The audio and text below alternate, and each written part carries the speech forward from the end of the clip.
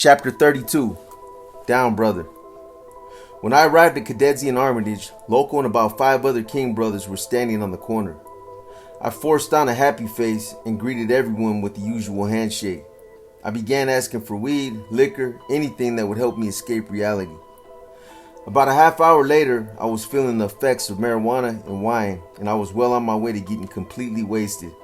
Several brothers told me that Cubana had been asking for me. My face lit up when I heard that. To hell with Rosie, I thought. Cubana was just as beautiful, and she was a queen. I would be safe with her. However, I did not go looking for her. I sat there getting high. It was Saturday, and I knew that sooner or later she would come to Cadetsy and Armitage. An hour had passed, and I was high as a kite. In my mind, I killed Rosie over and over again. I became angry and uncontrollable.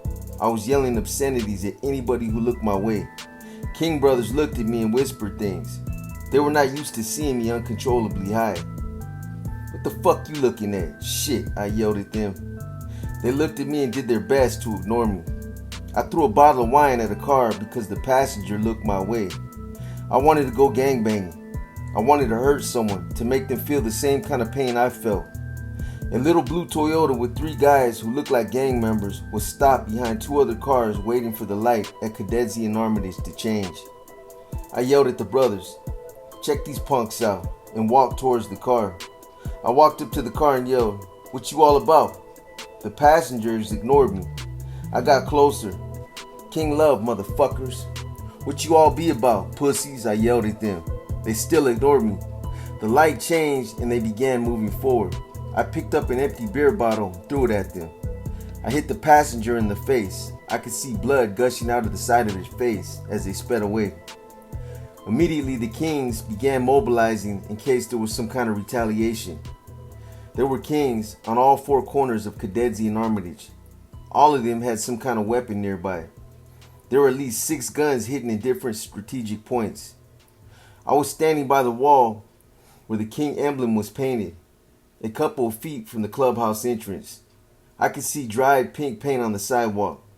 The gangsters had driven by and thrown baby food bottles filled with paint at the wall just a few days before. The emblem had already been retouched and Pink Lady lay on the sidewalk. The King emblem on Cadetsy and Armitage was nothing fancy, but it stood out big time. It was painted on the southwest corner of Cadetsy and Armitage on a store wall. It was about 10 feet high and 20 feet wide. It consisted of a black background with a 5-point crown right in the center with the letter L on the left and a K on the right, written in Old English style writing with gold paint. I stood right in the center yelling like a madman. "I'm a king, amor del rey. I'm a king, king love, king love." I was yelling at the top of my lungs. Loco came down from the clubhouse and stood next to me. "Hey, mi panita, cálmate. Vete, vamos, arriba." "Hey, little partner, calm down. Come on, let's go upstairs." Yeah, I know my Spanish is messed up, but it is what it is, man. Loco said. I spread my arms out like a cross against the wall and yelled, "Amor del rey, hasta la muerte, king love until death." I pounded my right fist upon my chest violently and then threw up the king sign, Amor. I heard several brothers yell my way as I walked off with Loco. We went up to the clubhouse. I sat on a sofa, leaned back, and closed my eyes. I don't know how long I was waiting, but I decided I wanted to change into some street clothes. When they did show up, I decided to walk home. It would be a long walk, so I got up to ask Loco for a pistol just in case, but Loco was nowhere to be found. The whole clubhouse was empty. "Loco, Loco," I shouted as I knocked on doors. "In here, come in here," I heard a voice say from down the way back. I walked toward the back at the apartment clubhouse and into the kitchen. As many times as I had been there, I had never been to the back part of the apartment. In fact, the door leading to the kitchen was usually kept closed. "Aquí, brother, aquí. In here, brother, in here." I heard the voice again, this time closer. I came to a door in the kitchen next to a refrigerator and tried to open it, but it was locked. I knocked and waited for an answer. "Espárate, bro." "Wait, brother," someone said. Several minutes passed and no one came to the door, so I knocked again. Paco opened the door and said, "What's up, man? We're busy. Come back later." I heard Loco ask, "Who is it?" "It's Lil Loco," Paco answered. "Let the little brother in. I need to talk to him anyway," was Loco's response. Paco let me in and closed the door behind him. I just stood there until Paco yelled at me to close the door. Loco, Lucky, Tita, Loco's sister, sat at one end of the table. At the other end was an older white man counting money. Tita was like a bookkeeper for the Kings. She was counting cocaine and marijuana bags and then tossing them into their respective shopping bags. They would later be distributed to the Kings to sell on the streets. Loco noticed I was nervous and asked me what was up. I said, "That white boy is a narc." They all started laughing. Loco said, "Don't worry about him. That's Officer James. He's an honorary Latin king." Officer James was a big brown man, about 6 feet, 4 inches tall, 300 pounds with brown hair, brown eyes, and a missing bottom front tooth. He said, "So you're Lil Loco? Boy, if those cobras ever get their hands on you." "I'm cool, little man. I don't bust kings," Officer James said. At that moment, he got up, stuck the money he was counting in his pocket, and got ready to leave. Loco escorted him to the door in the kitchen that led to the alley behind the building. They discussed some kind of deal for guns on their way there. Before he left, Officer James assured Loco that the guns would be delivered. "Just get the money ready," he said. Loco locked the door behind Officer James and came back into the room. He looked at me and asked, "What the hell were you screaming about out there? You made Officer James nervous." "He's our chota, snitch," Paco said. "He's a fucking hura?" I replied. "Yeah," Tita said. "Only he works for the nation, not for the city. Officer James gets paid to look out for us," Loco explained. "He tells us what his buddies are up to so we can avoid them. He does a damn good job too. Maybe we should give him a raise," Paco said, and everybody laughed. He sat next to me and handed me the box. Inside were 2 guns with 2 boxes of bullets. "Are these for me?" I asked. He said they were. "Vaya, bro, vaya. Cool, man, cool," I said as I grabbed one of the guns and looked it over. He told me that I should keep one stashed at Cadezi and Armitage and carry the other one with me. The guns were very shiny, a nickel-plated 25 caliber automatic and a chrome 38 special. I figured out how to load and unload the 38 rather quickly. I had handled this type of gun before. It was exactly the one like I had stole from Pedro. The 25 I just looked at, puzzled as how to use it. Lucky picked up the 25 and showed me how to remove the clip. Now that I knew what a clip looked like, I noticed that there were 2 extra ones in the box. Lucky then showed me how to load the bullets into the clip. I took one of the clips from the box and began loading it just like Lucky was doing. It wasn't easy at first. The spring inside the clip caught me by surprise and a bullet sprang up straight out the air. After I got the hang of loading the clip, Lucky taught me how to load it into the gun. He put the clip in the gun, then gave it to me and told me to take it out and then put it back in. That was easy. I did it about 3 or 4 times and then gave the gun back to Lucky. He then pulled the chamber back and let me look inside over the top of the gun so I could see the bullet going into the firing position. Lucky took out the clip, pulled the chamber again, and the bullet flew out of the top of the gun.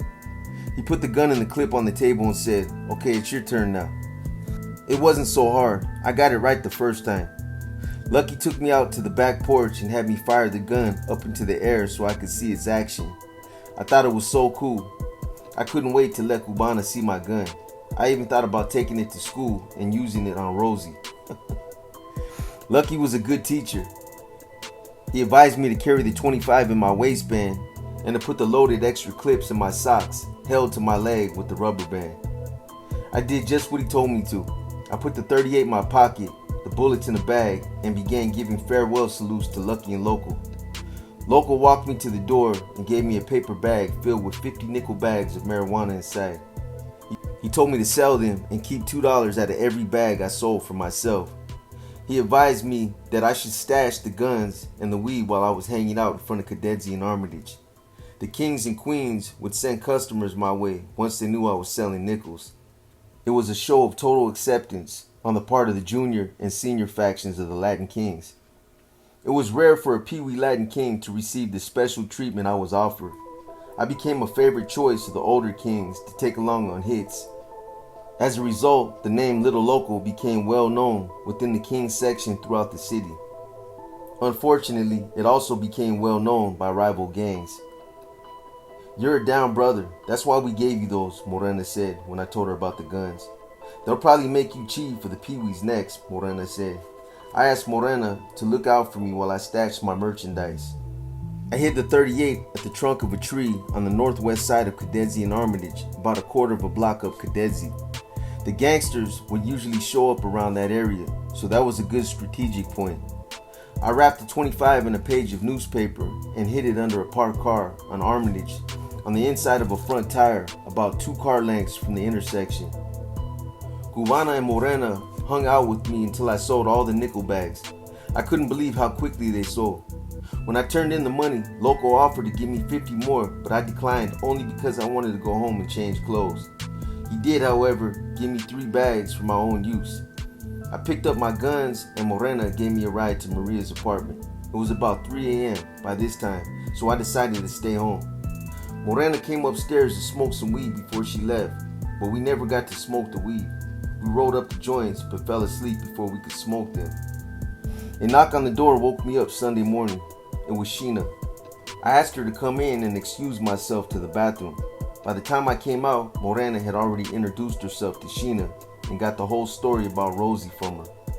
Morena laughed at me, called me pussy whipped, then excused herself.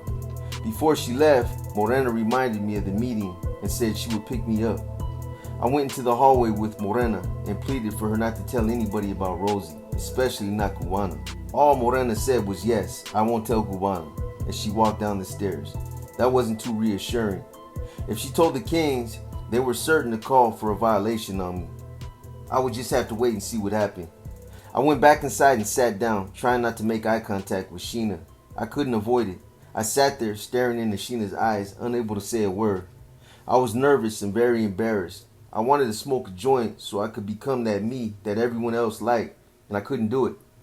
She finally broke the silence and asked me if I was alright. I told her I was and proceeded to apologize to her for acting like a fool. She was such an angel. She said she understood and forgave me. She suggested that I quit gangbanging before it was too late. God, I wish I would have listened to her. I wish I were as brave as I thought I was and made the right decision to quit the Kings. I couldn't. I didn't. I was a coward hiding behind the influence of drugs and alcohol. I was too scared to face the world as the person I really was. Being a king gave me a role to play. Friends, a lifestyle, everything I wanted. I couldn't walk away from that life. Sheena's mother beeped the horn for her to come out. Sheena gave me a kiss on the cheek and walked out. As soon as the door closed behind her, I lit up a joint. I walked around the house and noticed I wasn't alone. Maria had not been there all night. I sat on the sofa, watched television, smoked weed, thought about Rosie, about the Kings, and about the crimes I had participated in.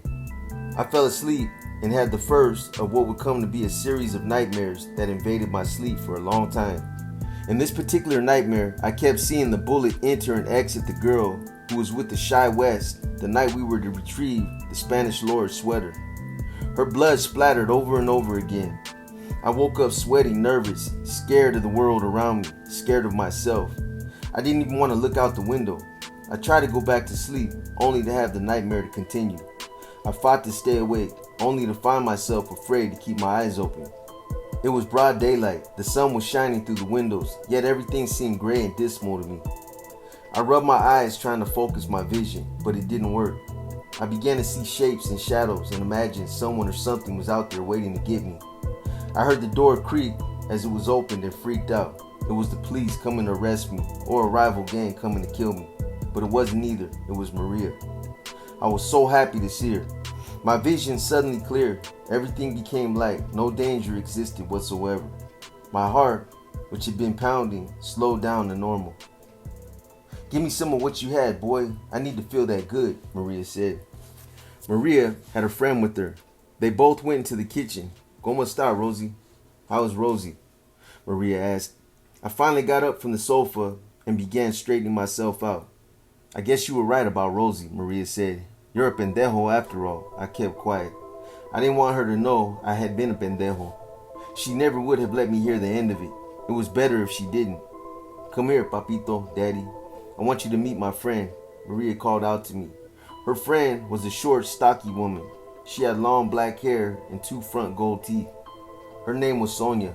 "Call me Sonny," she said. She went on about it not being right, that the Puerto Ricans were killing each other, but still had the nerve to call themselves Latin kings and queens. The more she talked, the deeper her Puerto Rican accent became. Finally, she just spoke Spanish. "Una raza dividida," whatever else it says.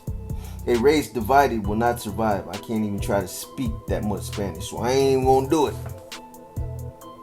"Who's going to plant the seed of our culture if we're all dead?" "Calienta, mija. No es para tanto. Calm down, girl. It's not that serious," Maria said.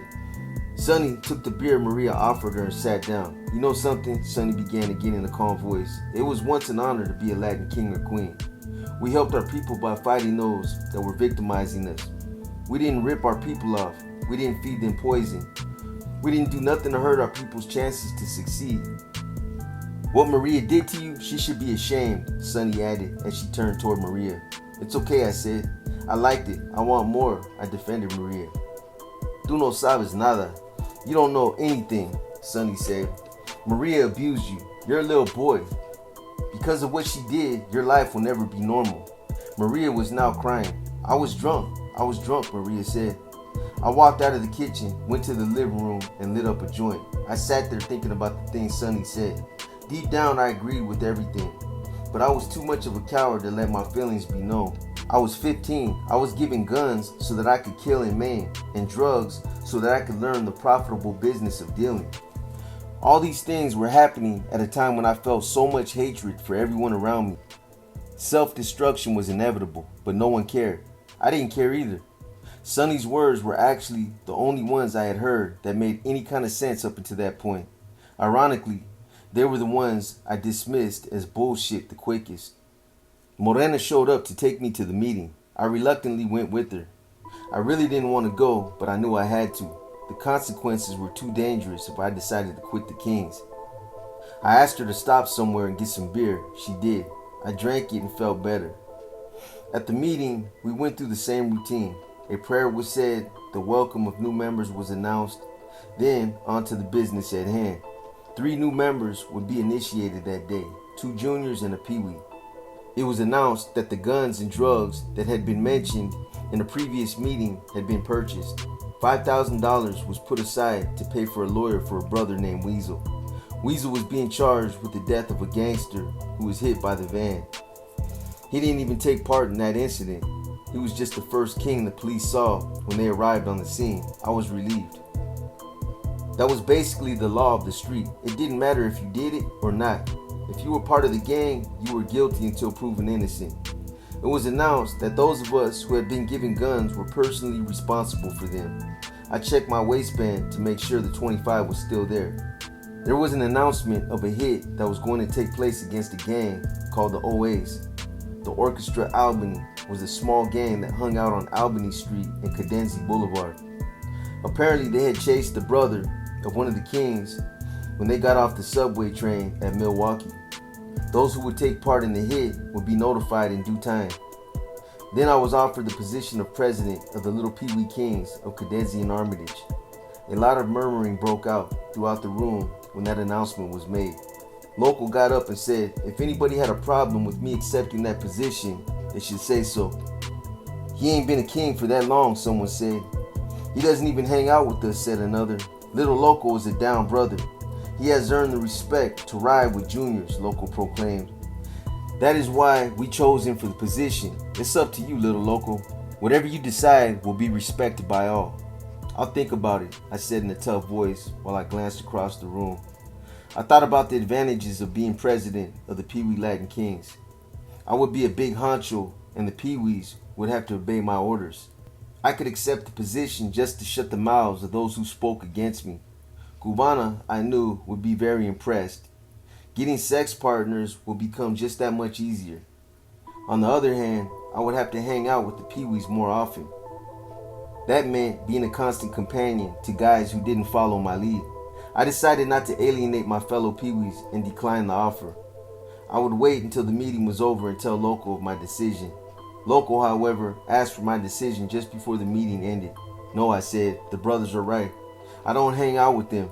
Nothing else was said, as if nobody was surprised by my decision. The meeting was adjourned. After the meeting, I went looking for Morena to get a ride back home. When I asked Morena for her, all she said was, "You'll see her soon enough. If you want a ride, come on." Morena, Blanca, and I got in the car, and we were on our way. Blanca was very quiet. She didn't say a word to me the whole time on the way to Maria's apartment, even when I flirted with her. When we got to Maria's, I asked her if she wanted to stay over. She said, "You're Cubana's man now," and turned away. I went upstairs and helped myself to some food. About a half hour later, Cubana showed up with one of the new brothers who had been initiated that day. His name was Felipe. His nickname was Daffy, as in Daffy Duck. He didn't look like a duck, but he did a good Daffy Duck impression. Daffy was Cuban. He had olive skin and slick black hair. He was tall, skinny, and loved to fight. He trained at the Von Humboldt Park gym with other members of the park's boxing team. Daffy was a junior Latin king. He was 19 years old and obviously had nothing better to do with his life. I hugged Cubana and gave her a deep, passionate kiss. I wanted Daffy to realize that Cubana was my lady. I shook Daffy's hand and demonstrated the fist upon the heart salute. I gave him a joint and told him to sit down.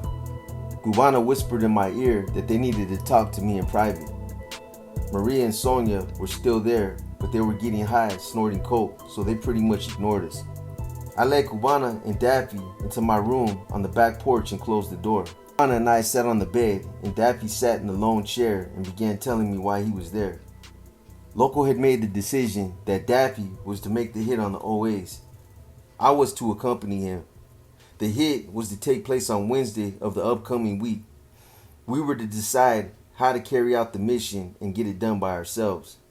I didn't like the idea, but since Cubana seemed highly excited by the fact that I, her boyfriend, was chosen for the hit, I sat there and acted macho. I told Daffy to meet me on the corner of Potomac and Claremont Streets at 5 p.m. the following Wednesday. I would let him know how we were going to carry out the assigned mission. Daffy left. Cubana stayed behind. She said she wanted to spend the night.